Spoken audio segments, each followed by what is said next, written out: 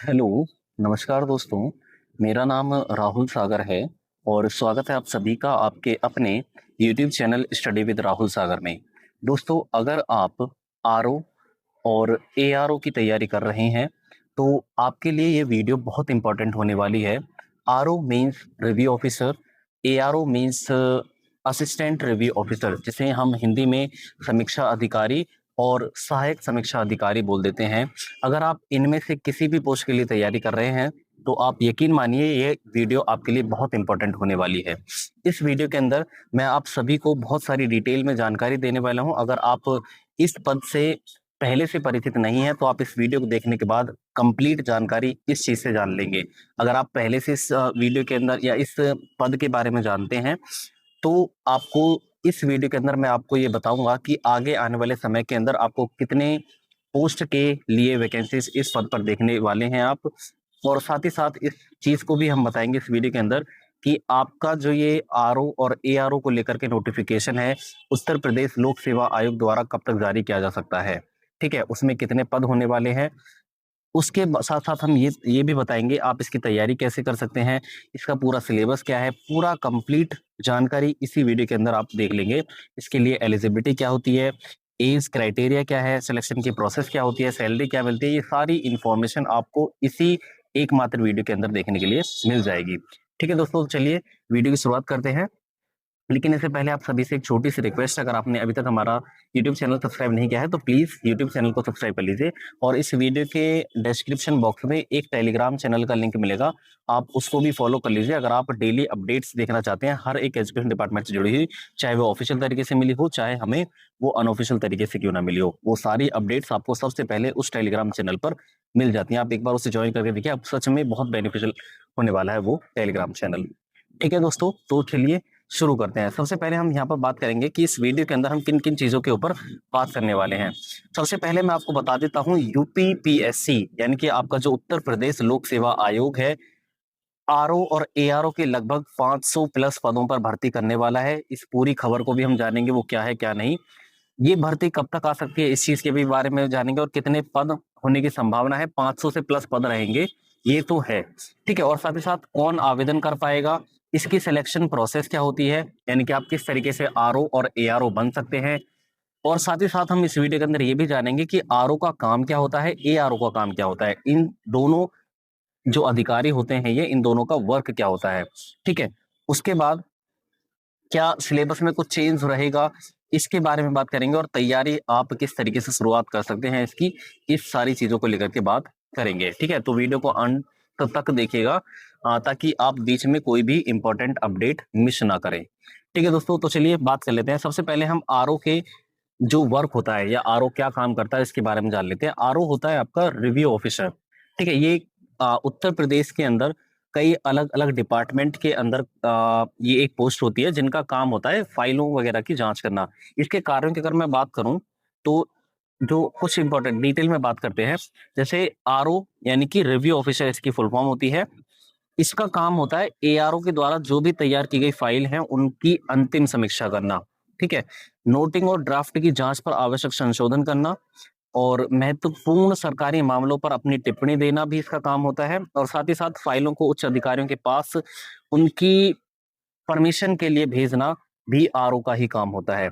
उसके साथ साथ हम बात करें तो सरकारी नियमों और आदेशों का सही अनुपालन सुनिश्चित करना भी आरओ का काम होता है, यानी कि रिव्यू ऑफिसर का काम होता है। और साथ ही साथ आपके जो जटिल मामलों में जो निर्णय प्रक्रिया में सहायता करना भी इस व्यक्ति का काम होता है। साथ ही साथ विभागीय पत्राचार की गुणवत्ता की निगरानी करना, एआरओ के कार्यों का मार्गदर्शन और पर्यवेक्षण करना, यानी कि आपका जो आरओ होता है यानी कि रिव्यू ऑफिसर, वो एआरओ असिस्टेंट रिव्यू ऑफिसर के जो कार्य होते हैं उनकी भी जांच पड़ताल करता है, उनका भी एक तरीके से सर्वे करता है, सर्वे नहीं बोल सकते, जांच पड़ताल करता है, ये स्क्रूटनी एक तरीके से बोल सकते हैं। ठीक है, गोपनीय एवं महत्वपूर्ण दस्तावेजों की समीक्षा करना आरओ का काम होता है, और विभाग के प्रशासनिक कार्यों में ये एक तरीके से बहुत ही इंपॉर्टेंट रोल प्ले करता है। ठीक है, तो ये आपके आरओ के कार्य हो गए। साथ ही साथ हम बात करते हैं एआरओ के कार्य के बारे में। तो इसका काम होता है जो सरकारी फाइलें होती है उनकी प्रारंभिक तरीके से जांच करना। ये प्रारंभिक जांच करने के बाद जो इसकी फाइल वगैरह जब ये जांच कर लेता है, उसके बाद आपकी जो फाइल होती है वो आरओ के पास जाती है। ठीक है, फाइल पर नोटिंग तैयार करना, सरकारी पत्र, आदेश और ड्राफ्ट बनाना इसी का काम होता है। और विभिन्न विभागों से प्राप्त पत्रों का अध्ययन करना, आवश्यक दस्तावेजों और रिकॉर्ड को संकलित करना, फाइलों को नियमों के अनुसार व्यवस्थित करना और साथ ही साथ आरओ या सेक्शन ऑफिसर के लिए फाइल तैयार करना का काम भी एआरओ का होता है, यानी कि असिस्टेंट रिव्यू ऑफिसर का होता है। ठीक है। ई ऑफिस और कंप्यूटर पर सरकारी कार्य करना, समय समय पर मांगे रिपोर्ट तैयार करना और दैनिक कार्य प्रणाली कार्य में प्रशासनिक सहायता देना एआरओ का काम होता है। उसके बाद जो फाइल एआरओ, अगर मैं सिंपल सी बात करूं तो एआरओ जो फाइल तैयार करता है उसकी समीक्षा करने के लिए आरओ को भेजी जाती है, जो सबसे बड़ा एक तरीके से बोल सकते हैं अधिकारी होता है। सबसे बड़ा नहीं, मतलब एआरओ से बड़ा होता है। ठीक है, यानी कि रिव्यू ऑफिसर। ये तो बात कर ली हमने इसके इन दोनों के काम को लेकर के। उसके बाद हम बात करते हैं आपके पदों को लेकर के कि कितने पदों पर भर्ती आ सकती है। ये आपने न्यूज़पेपर की कटिंग देख ली होगी, अगर आपने नहीं देखी तो मैंने आपको ये सुबह ही बता दी थी, अपने टेलीग्राम चैनल पर शेयर कर दी थी कि कितने पदों पर आपकी भर्ती आने वाली है। और ये सत्य खबर है, झूठ नहीं है। तो आपके लगभग 500 पदों पर ये भर्ती आ सकती है, आरओ और एआरओ के पदों पर। इसकी पूरी जानकारी के लिए आप देख सकते हैं यहाँ पर, उत्तर प्रदेश लोक सेवा आयोग जल्द ही समीक्षा अधिकारी और सहायक समीक्षा अधिकारी के करीब 500 पदों पर भर्ती प्रक्रिया शुरू कर सकता है। और आयोग स्तर पर जो रिक्त पदों का अंतिम आकलन किया जा रहा है, यानी कि कितने आयोग जो है वो अपने लेवल पर इसके जो कितने खाली पद हैं इसका आकलन कर रहा है। और पहले अगस्त के पहले सप्ताह में भर्ती का विज्ञापन जारी होने की संभावना थी, लेकिन पदोन्नति से खाली हुए पदों को नई रिक्तियों में शामिल करने की प्रक्रिया न होने के कारण विज्ञापन जारी होने में देरी हो रही है। इनका कहने का मतलब ये है कि आपका जो ये इस भर्ती से जुड़ा हुआ जो एडवर्टीजमेंट था वो अगस्त के फर्स्ट वीक के अंदर ही आ जाना था, लेकिन जो पद प्रमोशन की वजह से खाली हुए थे उनको भी शामिल करने की वजह से उस एडवर्टीजमेंट में देरी हो रही है, ये कहा जा रहा है। उसके बाद हाल ही में करीब 350 सहायक समीक्षा अधिकारियों को पदोन्नत करके आरओ बनाया गया है, यानी कि आपका जो समीक्षा अधिकारी, सहायक समीक्षा अधिकारी है, एआरओ का प्रमोशन करके आप हाँ एक चीज देखिए इंपॉर्टेंट, आरओ एआरओ से आप आरओ भी बन सकते हैं प्रमोशन के बाद, जैसा कि यहाँ पर बताया गया है। यानी कि एआरओ, कुछ एआरओ हैं लगभग जिनकी संख्या 350 है, उनका प्रमोशन करके उन्हें आरओ बनाया गया है। इसके चलते एआरओ के भी लगभग 350 पद सीधे तौर पर रिक्त हो गए हैं और ये पद भी आपको आगे आने वाले समय के अंदर इसी एडवर्टीजमेंट के अंदर देखने के लिए मिल सकते हैं।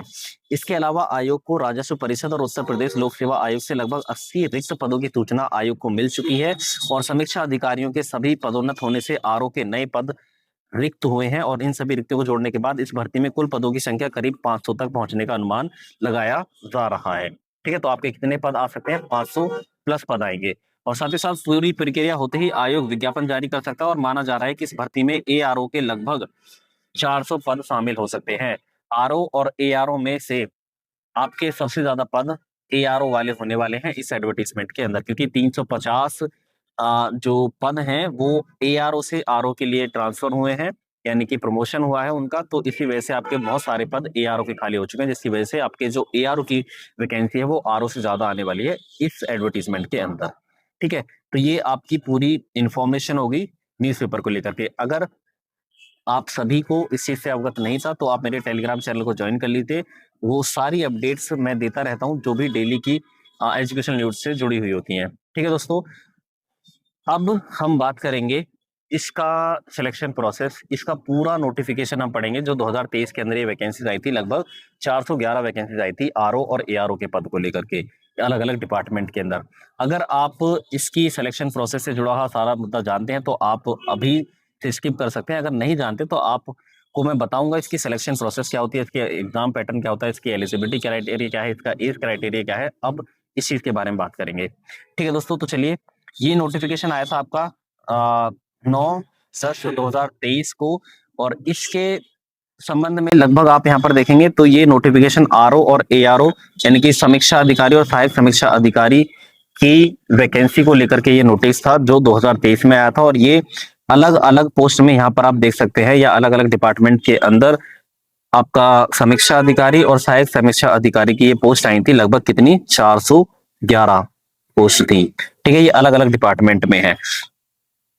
उसके बाद सबसे पहले हम यहाँ पर ये देख लेते हैं, हाँ, आपको इसमें आवेदन करने से पहले आपको ओटीआर कराना पड़ेगा। क्या? वन टाइम रजिस्ट्रेशन कराना होगा। ये उस नोटिफिकेशन के दौरान कही गई बातें थी। ठीक है, तो आप पहले ओटीआर कराएंगे और ओटीआर कराने के बाद ही आप आवेदन कर पाएंगे पोस्ट के लिए। ठीक है, उसके बाद हम देखेंगे यहाँ पर तो कुछ चीजें हैं। एक सेकेंड। हाँ, अच्छा, उससे पहले हम एप्लीकेशन फीस के बारे में जान लेते हैं। एप्लीकेशन फीस क्या थी? एप्लीकेशन फीस के बारे में अगर हम देखें तो ये पूरा डेटा आप सामने स्क्रीन पर देख सकते हैं। एप्लीकेशन फीस क्या थी?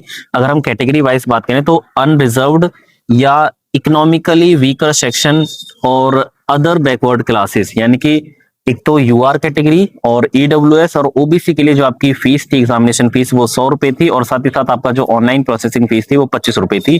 तो टोटल मिलाकर के 125 रुपए आपके फॉर्म में लगते थे। किस किस के लिए? यूआर कैटेगरी के लिए, ईडब्ल्यूएस के लिए और ओबीसी के लिए। उसके बाद एससी और एसटी के लिए 40 रुपए एग्जामिनेशन फीस और 25 रुपए ऑनलाइन प्रोसेसिंग फीस। तो टोटल हो जाता है आपका 65 रुपए एससी और एसटी की फीस है। Person with disability PWBD candidate के लिए केवल केवल 25 रुपए है, वो भी ऑनलाइन प्रोसेसिंग की फीस, एग्जामिनेशन की कोई भी फीस नहीं थी। एक्स सर्विसमैन के लिए भी एक्स सर्विसमैन के लिए एग्जामिनेशन फीस है 40 रुपए और 25 रुपए आपकी ऑनलाइन प्रोसेसिंग फीस। तो टोटल मिलाकर के 65 रुपए हो जाते हैं। उसके बाद आपका जो अदर कैटेगरीज है उन पे ये चीजें यहाँ पर आप डिटेल में पढ़ सकते हैं। ठीक है, उसके बाद हम बात करें तो नंबर ऑफ वैकेंसीज, ये यहाँ पर देख सकते हैं। नंबर ऑफ वैकेंसीज आपकी 411 थी जो अलग अलग डिपार्टमेंट के अंदर थी। ये डिपार्टमेंट कौन कौन से हैं? ये बहुत बड़े बड़े डिपार्टमेंट होते हैं। यहाँ पर जो नौकरी होती है ये आपकी समीक्षा अधिकारी और सहायक अधिकारी की एक हाई वैल्यूएबल जॉब होती है। अच्छी खासी सैलरी वाली जॉब होती है, एक अच्छी खासी रुतबे वाली जॉब होती है। जैसे यहाँ पर आप देख सकते हैं, नेम ऑफ द डिपार्टमेंट दिया गया है, नेम ऑफ द पोस्ट दिया गया है, नंबर ऑफ वैकेंसीज की संख्या या नंबर ऑफ वैकेंसीज का कॉलम दिया गया है। यहाँ पर आप देख सकते हैं यूपी सेक्रेटरिएट, यानी कि आपका जो उत्तर प्रदेश सचिवालय है उसके अंदर पोस्ट थी आपकी समीक्षा अधिकारी 322 पिछली बार की अगर हम बात करें। उसी के साथ साथ आप देख सकते हैं यहाँ पर यूपी पब्लिक सर्विस कमीशन यानी कि यूपी पीएससी के अंदर आपके समीक्षा अधिकारी की 9 पोस्ट थी। ये बोर्ड ऑफ रिवेन्यू यूपी के अंदर समीक्षा अधिकारी की 3 पोस्ट थी। यूपी सेक्रेटरिएट के अंदर सहायक समीक्षा अधिकारी की 40 पोस्ट थी। बोर्ड ऑफ रिवेन्यू यूपी के लिए 23 पोस्ट थी। इसको आप डेटा देख सकते हैं, इसको हमें बताने की जरूरत नहीं है, हम सीधा सीधा मेन मुद्दे की चीजों पर आते हैं। ठीक है, पे स्केल की बात कर लेते हैं। पे स्केल यहाँ पर आप देखेंगे तो पे स्केल रहता है आपका, पे लेवल रहता है आपका 7। कितना रहता है? पे लेवल रहता है 7 का। और यहाँ पर 44,900 से लेकर के 1,42,400 का जो पे लेवल रहता है वो रहता है आपका एआरओ का।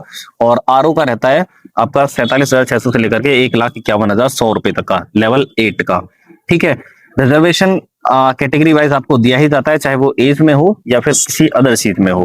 ठीक है, उसके बाद हम आगे देख लेते हैं इसका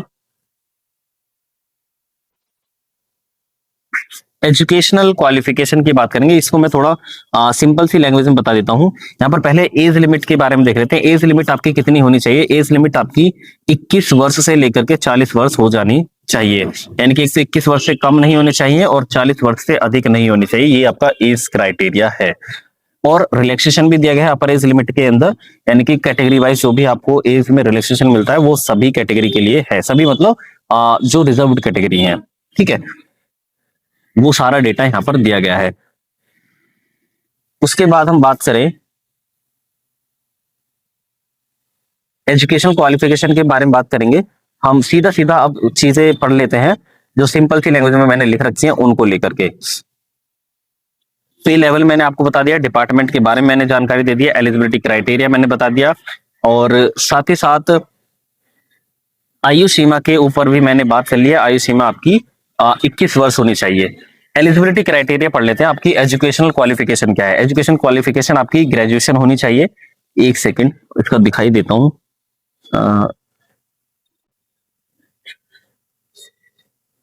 हाँ, ये देख सकते हैं आप, ये है आपकी educational qualification for the post of समीक्षा अधिकारी। The candidate must possess bachelor's degree from a university established by law in India or a qualification recognized by the government as equivalent there to up to the last date of fourth shift। इसका कहने का मतलब उसको पढ़ने की जरूरत नहीं है हमें, एक सिंपल सी लैंग्वेज में मैं आपको बता देता हूँ। देखिए, आपको ग्रेजुएशन होनी चाहिए आपके पास। अगर आप अकाउंट डिपार्टमेंट में जाते हैं, जैसे मैंने आपको पोस्ट बताई थी ना, एक लेखा सहायक समीक्षा अधिकारी जो लेखा डिपार्टमेंट के अंदर आता है, उसके लिए आपकी जो ग्रेजुएशन होनी चाहिए वो कॉमर्स में होनी चाहिए।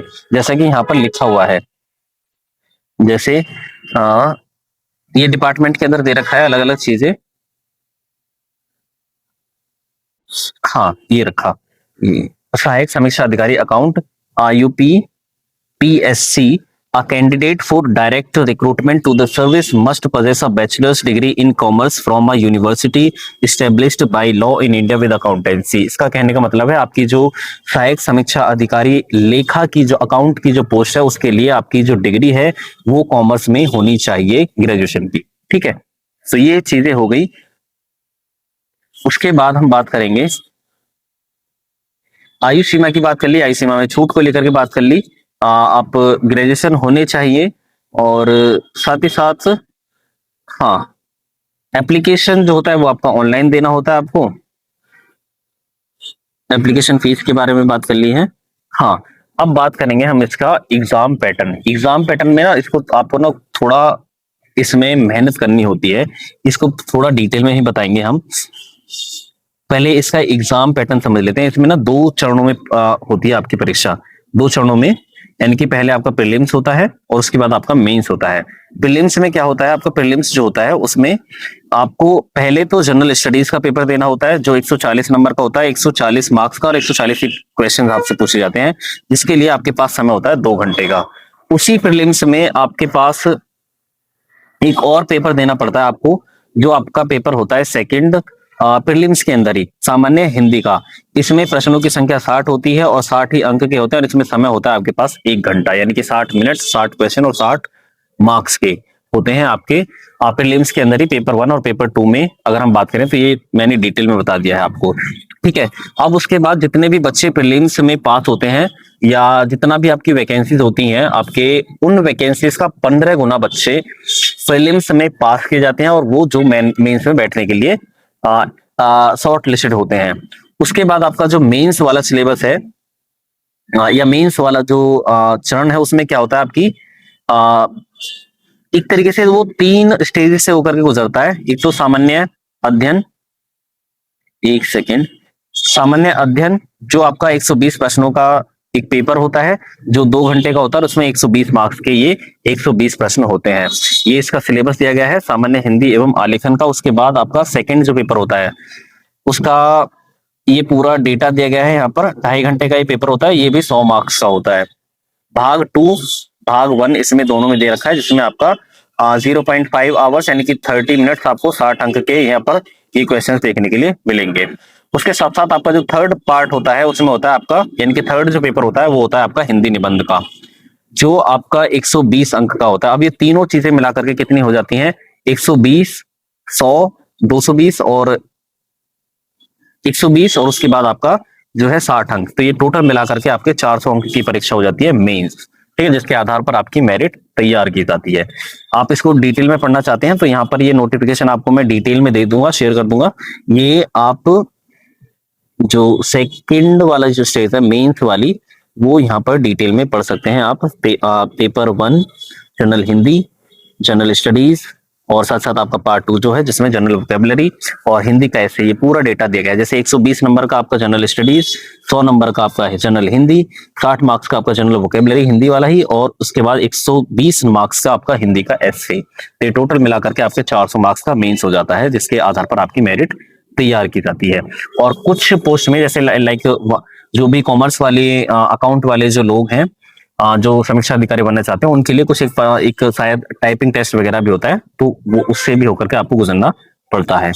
ठीक है दोस्तों, तो ये कंप्लीट इंफॉर्मेशन होगी आपकी आरओ और एआरओ से रिलेटेड। अगर आपका कोई भी क्वेश्चन बनता है तो आप मेरे से क्वेश्चन पूछ सकते हैं। बाकी का फिलहाल के लिए बस इतना ही। आई होप आपको ये वीडियो पसंद आई होगी। वीडियो पसंद आई है तो प्लीज वीडियो को लाइक, शेयर और हमारे यूट्यूब चैनल को भी सब्सक्राइब कर लीजिएगा, ताकि जो हमारी आने वाली लेटेस्ट अपडेट्स हैं उनको आप आसानी से देख सके। तो चलिए दोस्तों, आज के लिए बस इतना ही। Thanks and thanks for watching.